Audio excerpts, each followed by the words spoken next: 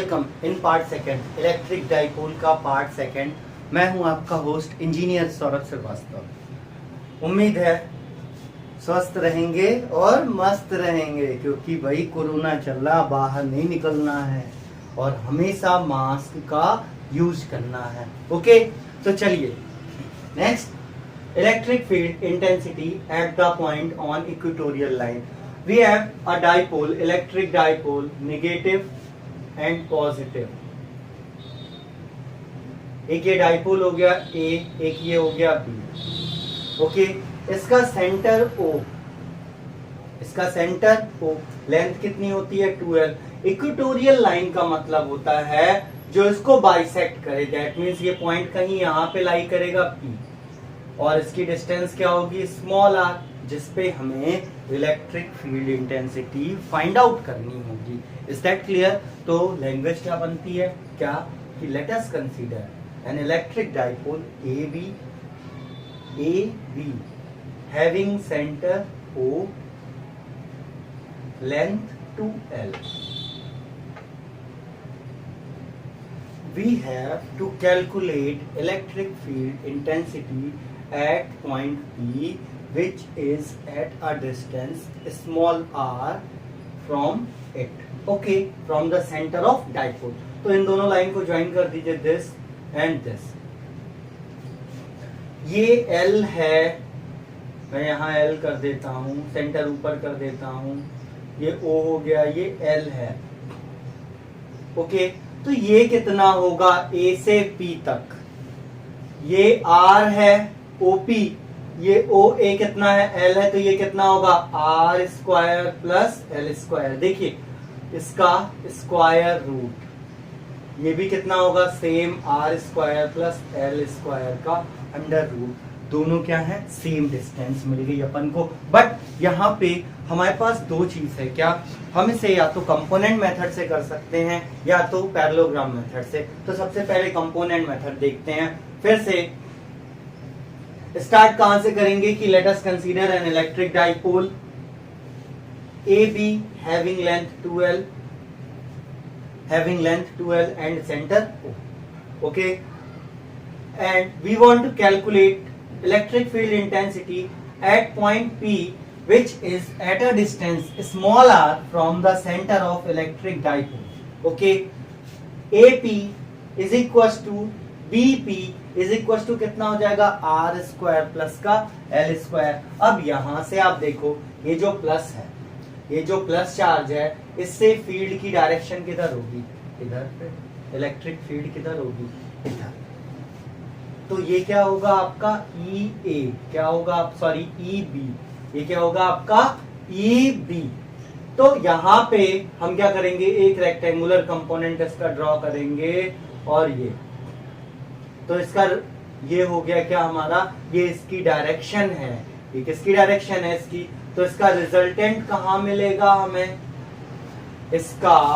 इसकी डायरेक्शन का रिजल्टेंट कहाँ मिलेगा हमें, मतलब इस पे E क्या होगा, ये चलिए ये हो गया हमारा E नेट, ठीक,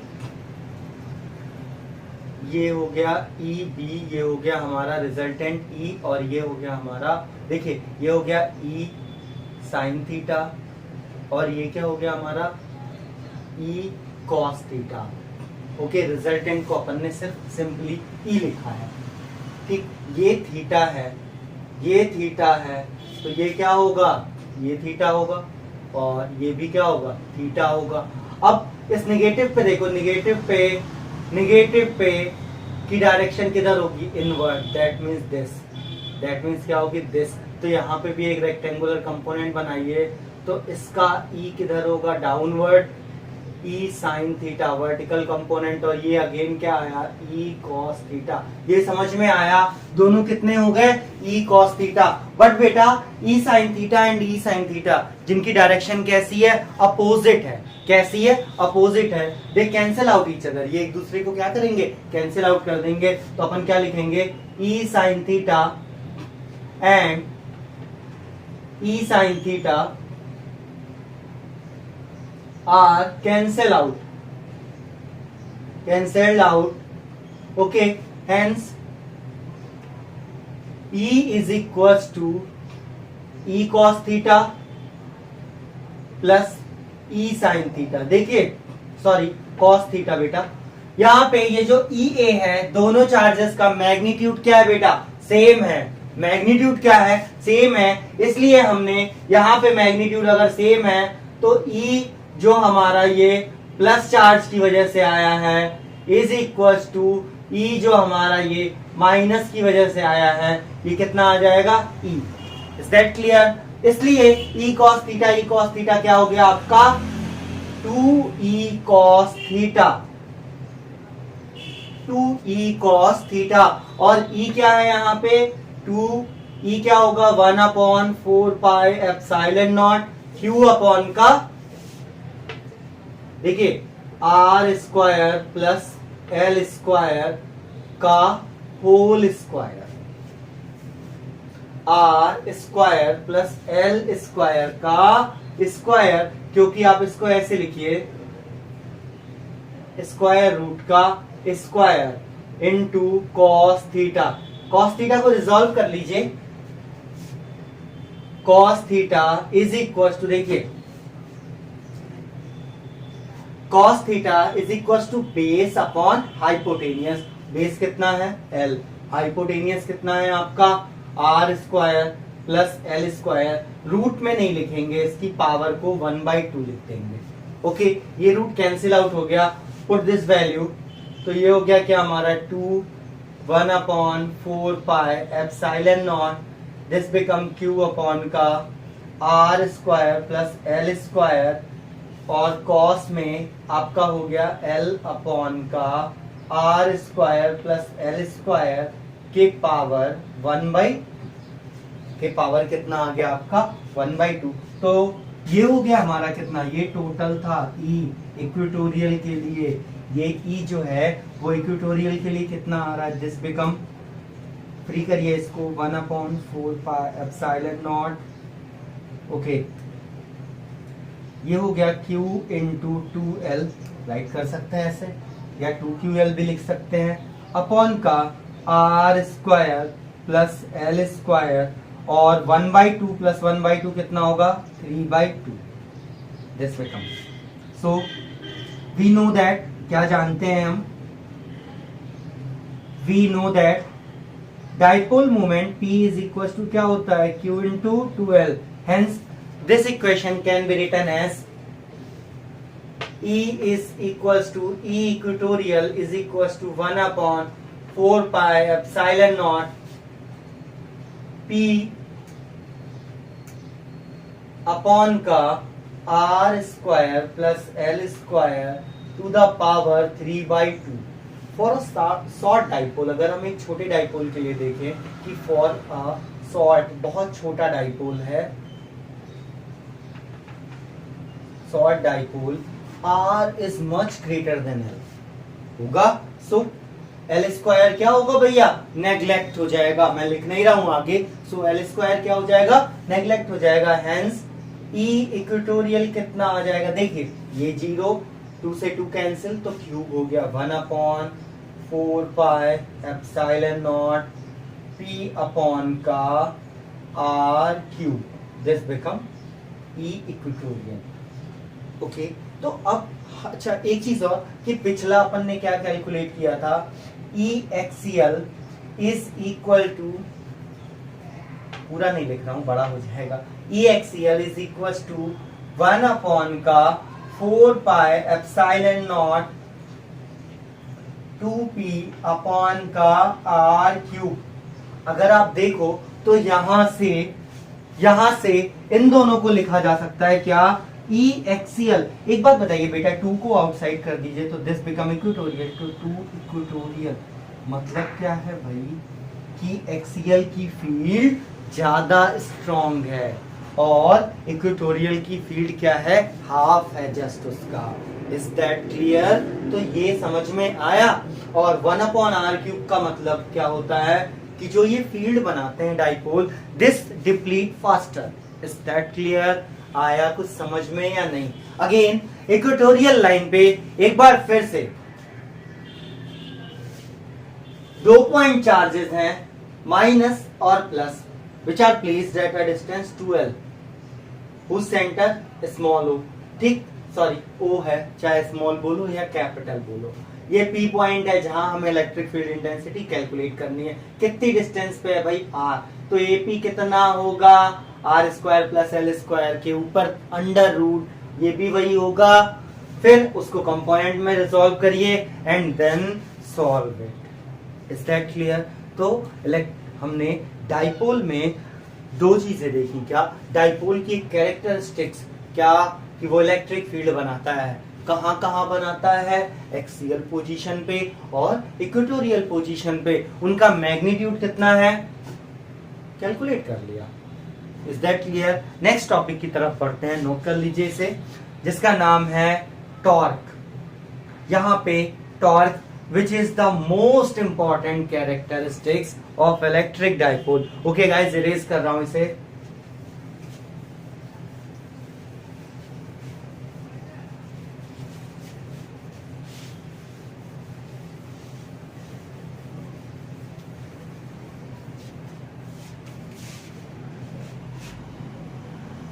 सबसे पहली बात, डाइपोल बनाता क्या है, इलेक्ट्रिक फील्ड। और जब उस फील्ड में एक डाइपोल को रखा जाता है, सॉरी एक एक्सटर्नल इलेक्ट्रिक फील्ड है जिसमें हम एक डाइपोल को प्लेस कर रहे हैं, तो क्या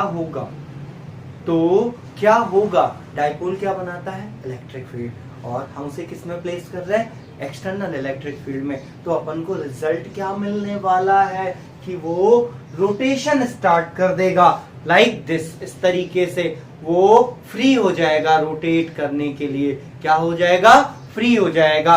तो one of the most important characteristics of electric dipole is torque. Okay, torque कितना होगा ये भी देखेंगे, और ये टॉर्क कैसे बनाता है देखते हैं।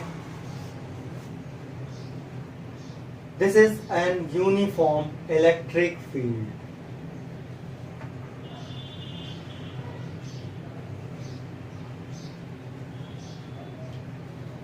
This is uniform electric field, E positive से आ रही होंगी ये। जब हम यहाँ पे डाइपोल प्लेस करते हैं, दिस यहाँ this become positive, this become negative and its centre is O। Okay, तो जब इस डाइपोल को प्लेस करोगे तो डाइपोल पे जो इलेक्ट्रिक फील्ड यहां से आ रही है इस प्लस पे, उसी डायरेक्शन में फोर्स लगाएगी कि नहीं, फील्ड की ही डायरेक्शन में क्या करेगी, फोर्स लगाएगी इस पे। इधर इस पे फोर्स कितना लग रहा होगा, ये प्लस क्यू ई होगा या नहीं, क्या होगा भाई, प्लस क्यू ई। ई क्या है, इलेक्ट्रिक फील्ड है, क्यू क्या है, चार्ज जिस पे फोर्स लग रहा, और निगेटिव को ये इधर अट्रैक्ट करेगा, F इक्वल टू क्या हो जाएगा, माइनस का क्यू ई। तो इस कंडीशन में जो हमारा नेट फोर्स आएगा वो कितना आएगा, plus Q E minus Q E is equal to 0। That means इस डाइपोल पे नेट फोर्स 0 है। तो नेट फोर्स 0 होने का क्या मतलब है, इस डाइपोल पे नेट फोर्स 0 है, और नेट फोर्स 0 होने का क्या मतलब, that means it do not show linear motion. ये लीनियर मोशन नहीं करेगा, क्यों भैया, क्योंकि इस पे नेट फोर्स कितना है, 0 है, तो अब ये लीनियर मोशन नहीं कर सकता। तो कौन सा मोशन करेगा, ये it try to rotate. Okay, तो ये रोटेट होगा, दैट मीन्स मोशन कौन सा होगा, रोटेशनल। तो जब two equal and opposite force act कर रहा है, that means couple of force. Couple of force का मतलब कि उनका मैग्नीट्यूड तो सेम होगा लेकिन डायरेक्शन अपोजिट होगी। उनका मैग्नीट्यूड तो सेम होगा लेकिन डायरेक्शन कैसी होगी बेटा, अपोजिट होगी। That means these forces make a couple, so the net force acting on it 0। और net force acting on it 0 का मतलब होता है कि ये लीनियर मोशन नहीं करेगा, ये सिर्फ रोटेट करेगा, और रोटेट करेगा तो क्या बनाएगा, टॉर्क। क्या बनाएगा, torque. Is that clear? Okay, clear, क्या बनाएगा, टॉर्क। कंफर्म हुआ? तो how much torque experience by this dipole, how much torque experience by this dipole, क्या पता होना चाहिए इसके लिए। तो अगर टॉर्क निकालना है तो हमें उस डाइपोल का, हमें अगर टॉर्क निकालना है तो उस डाइपोल में जो चार्ज है उसका एक मैग्नीट्यूड एंड परपेंडिकुलर डिस्टेंस क्या होनी चाहिए, पता होनी चाहिए। एंड परपेंडिकुलर डिस्टेंस क्या होनी चाहिए, पता होनी चाहिए। Okay, so we want calculate torque experience by electric dipole when placed in uniform electric field. Okay, so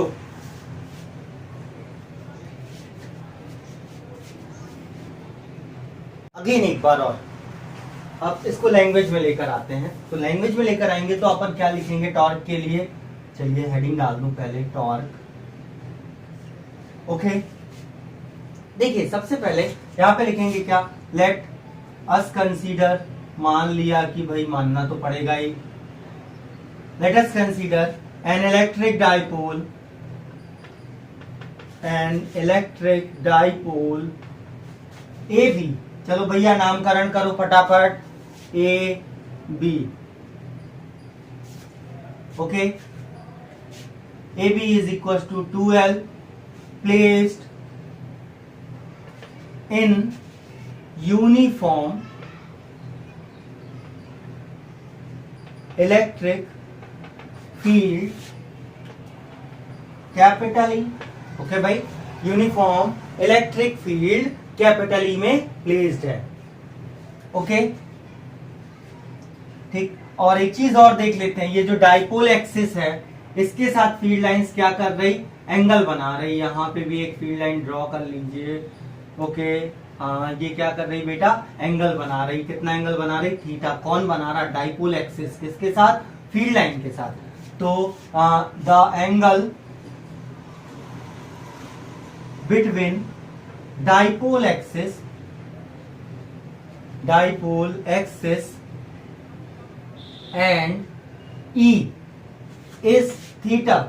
क्या हो गया भाई, थीटा। पहला पॉइंट मान लो ये हो गया, दूसरा पॉइंट ये हो गया, तीसरे पॉइंट पे आते हैं, 2 हो गया।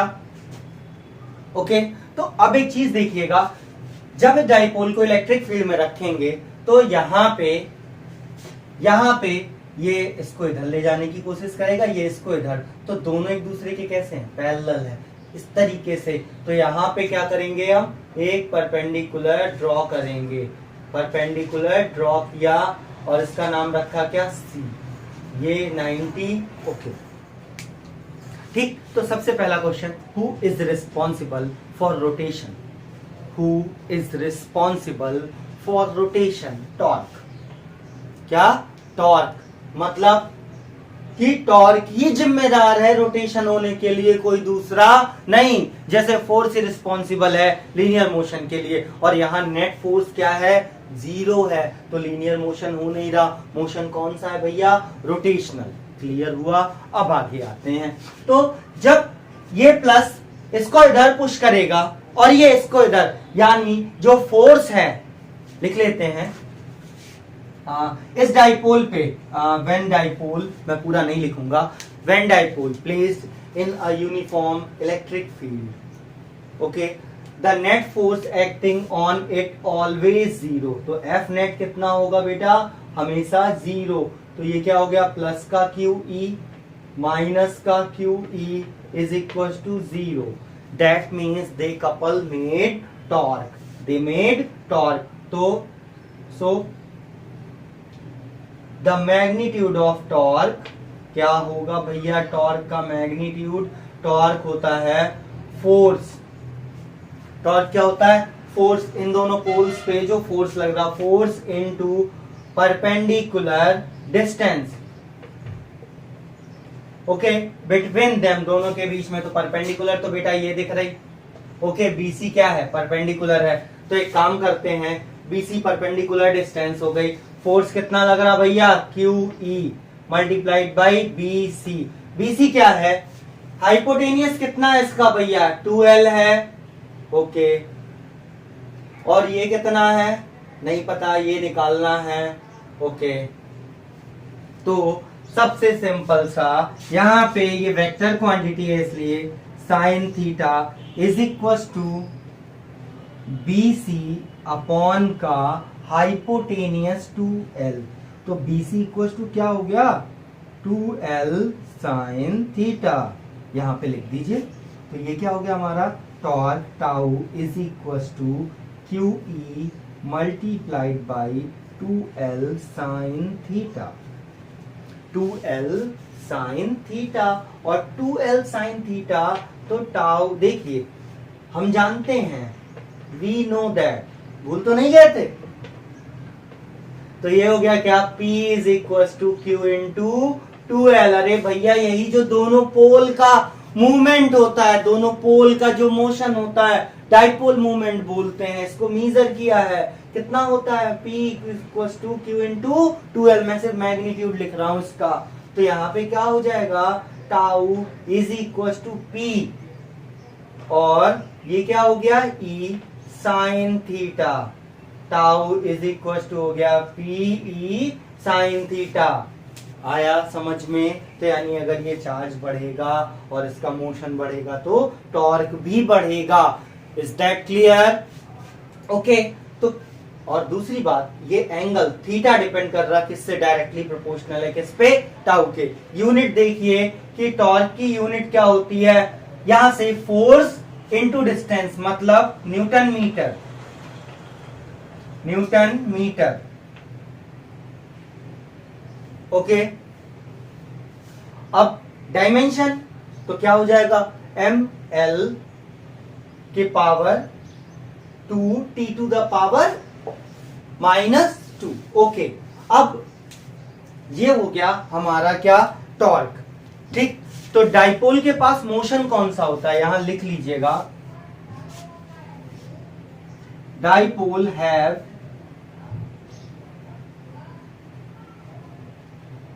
Rotational motion.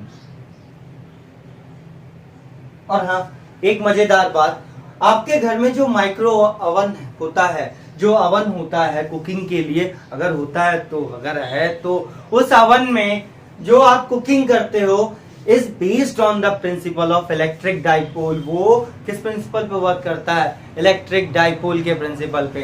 Is that clear? Okay. तो ये हो गया हमारा क्या टॉर्क। एक डाइपोल का काम क्या होता है, इलेक्ट्रिक फील्ड बनाना। क्या करना, इलेक्ट्रिक फील्ड बनाना। और जब उस डाइपोल को हम एक एक्सटर्नल इलेक्ट्रिक फील्ड में रखेंगे तो वो क्या एक्सपीरियंस करता है, टॉर्क। क्योंकि दोनों एंड पे कपल ऑफ फोर्स लगते हैं। कपल ऑफ फोर्स का मतलब force which have equal magnitude but direction opposite, so they cancel out each other. अगर कैंसिल कर देता है तो ये अपने एक्सिस पे फ्री होता है रोटेशन के लिए, जैसे सेंटर ऑफ मास होता है, ओके, सेंटर ऑफ चार्ज होता है, वैसे सेंटर ऑफ रोटेशन होता है। तो इसका O है, यहाँ से ये रोटेट करने के लिए फ्री होता है। फाइनली टॉर्क का मैग्नीट्यूड कितना आया हमारा, tau is equal to PE sine theta. P क्या है, डाइपोल मूवमेंट, और E क्या है हमारा electric field, uniform electric field. हम लोगों ने बात की है इसका मैग्नीट्यूड कितना आ गया टॉर्क का, tau is equal to PE sine theta. Okay, इसको मैं इरेज कर दे रहा हूँ। ठीक है, देखिए सबसे पहली बात कि याद होगा आपको कि हम लोग वेक्टर फॉर्म को कैसे लिखते हैं। किसी भी वेक्टर फॉर्म जो होता है हम उसको कैसे लिखते हैं, जो क्रॉस प्रोडक्ट होता है। जैसे आपने पढ़ा होगा कि vector A cross vector B is equal to होता है AB sine theta, tau sorry A cross B is equal to AB sine theta. ये क्या है, PE साइन थीटा। तो इसका वेक्टर फॉर्म क्या होगा, vector form of torque produced by electric dipole in uniform electric field। आगे देखेंगे। Okay, आगे देखते हैं कि यूनिफॉर्म है कि नॉन यूनिफॉर्म है। अभी जो आपको पूरी कैलकुलेशन कराई है वो यूनिफॉर्म इलेक्ट्रिक फील्ड पे है। ओके, तो vector form of torque produced by electric dipole in uniform electric field. तो ये क्या हो जाएगा, torque is equal to vector P cross vector E। Okay, you can note down. Okay, अब बात करते हैं कि टॉर्क जो टॉर्क है हमारा, उसकी इफेक्टिवनेस हो गया या टॉर्क कितना ज्यादा होगा, ये किस पे डिपेंड करता है, तो उसका मैग्नीट्यूड लेते हैं, टाउ इज इक्वल टू क्या होता है, पीई साइन थीटा। ओके, चलिए मैं यहाँ पे मान लिया ये ब्लू मार्कर जो है हमारा, ये एक यूनिफॉर्म इलेक्ट्रिक फील्ड है। ओके, ये जब एक यूनिफॉर्म इलेक्ट्रिक फील्ड है और डाइपोल कुछ इस तरीके से प्लेस करते हैं कि वो इसके साथ कितने एंगल पे है, 0 एंगल पे, ये डाइपोल इसके साथ कितने एंगल पे है, 0। तो इफ फर्स्ट कंडीशन देखो कि if theta is equal to 0 degree, then tau is equal to कितना हो जाएगा, 0। टॉर्क कितना हो गया भाई, 0। कब, जब डाइपोल यानी डाइपोल मूवमेंट की जो डायरेक्शन है वो इलेक्ट्रिक फील्ड की डायरेक्शन है। अब अगर इस डाइपोल को इसमें इस तरीके से कर दिया जाए, दैट मींस परपेंडिकुलर, तो थीटा की डायरेक्शन क्या है, परपेंडिकुलर। थीटा की डायरेक्शन क्या होगी, perpendicular. Okay, second, theta, if theta is equal to 90 degree, theta perpendicular होने का मतलब क्या होता है, 90 degree. So tau is equal to PE, मतलब क्या हो गया भैया, पीई और साइन 90 मतलब 1 होता है। थर्ड केस देखते हैं, थर्ड केस में मान लिया दिस बिकम दिस, तो इसे क्या बोलेंगे, opposite. Okay, so for opposite theta equal to कितना होगा, 180 डिग्री। तो थीटा इक्वल टू 180, क्या देखा था कि दिस इज अपोजिट, अपोजिट का मतलब हो गया टाउ इज इक्वल टू हो गया माइनस का पीई। तो भैया टॉर्क मैक्सिमम कब होगा, जब थीटा कैसा होगा, 90, यानी डाइपोल मूवमेंट की डायरेक्शन क्या होगी, इलेक्ट्रिक फील्ड की डायरेक्शन से परपेंडिकुलर। ओके, और जब थीटा 0 होगा तो टॉर्क कितना होगा, 0। तो टॉर्क मैक्सिमम कहाँ पे है, 90 पे, और टॉर्क मिनिमम कहाँ पे है, 180 पे, और टॉर्क 0 कहाँ पे है, 0 पे। ओके गाइस, अब बात करते हैं एक अनदर थिंग कि